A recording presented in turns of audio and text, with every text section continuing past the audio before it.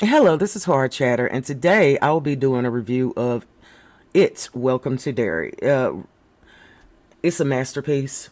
It's really a masterpiece, and I want to personally thank Stephen for this one. You know, it opens up with probably one of the most cruelest deaths I have seen in cinema in a long time.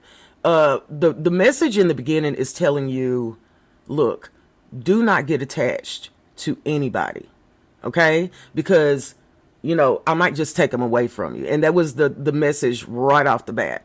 And it kind of ticked me off, because what he did was he gave us a great group of young actors and actresses who were very phenomenally talented, and they just got killed off. So when you're introduced to this second round of kids, you're having to get attached to them all over again. And when you do, oh my goodness, when one of them or two of them or three of them goes, it is like a knife in the heart. There were a couple of deaths in this movie, I mean, in this show, and I say movie because it was like a movie, but in this show that impacted me the most. And one was a kid by the name of Rich Santos in the movie, I mean, in the show.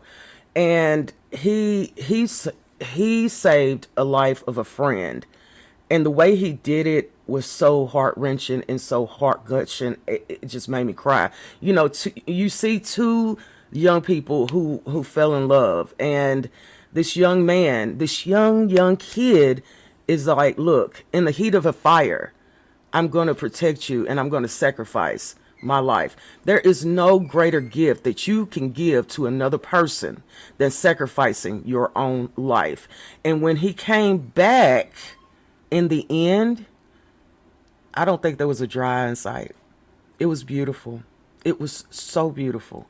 Another one of my favorites was Dick Hallorann, Chris Chalk. Phenomenal actor as the seer, as the special guy in the military, as the one that they needed to save, to use basically. And him going through what he went through was harsh.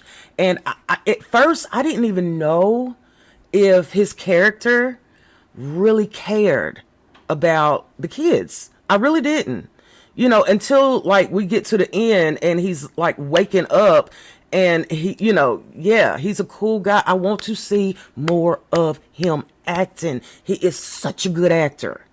And I mean, such a great actor. I could see anything with him in it.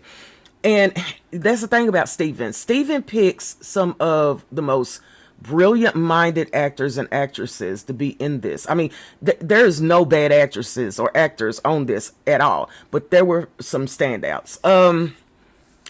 James Reamer, he ticked me off. He was the General Shaw.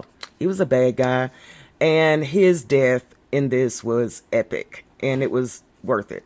Another one to mention is Captain Polly. The friend of the soldier with the son.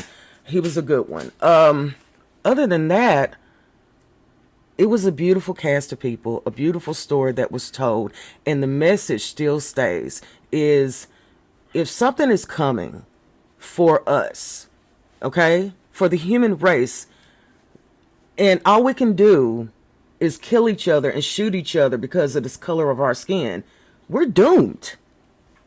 If we cannot, as a people, get past that, then when the enemy comes, no one's going to be prepared.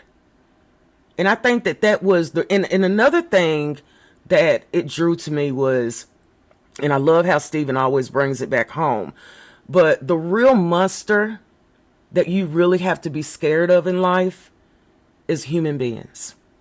It's not something that you can't see. It's not the monster. It's not the boogeyman under your bed. It's not, no, it is actual human beings. There was a really pivotal part of this show that really struck me.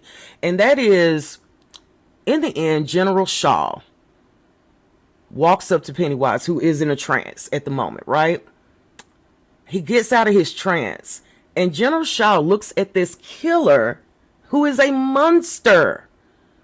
And he tells him, "You're free to go." So you're telling me that you would rather sit up and shoot children and black people and beautiful Indian people? Like, really? But you're willing to let a monster go free. We are fucked. I mean, really.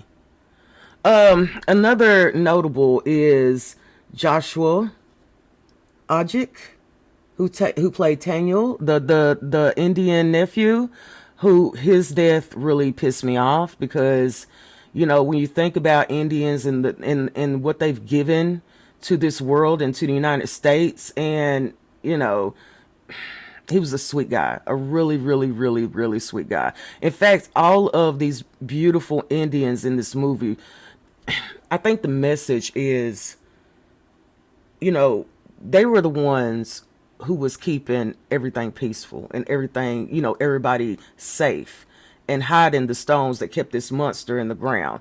And it was heartbreaking for these beautiful people to sit up and tell these rednecks, this is what you're going to have to do. And the only thing they could see was the blood, that they just wanted to kill him. You know? I mean, like I said, I think that this show is so impactful that we're going to be talking about this in the next, at least for the next 5 to 10 years. And with the way that the world is going, this is always going to be a lesson. A lesson that as long as the United States chooses to be racist and murderous, we're always going to be open for attack. Okay?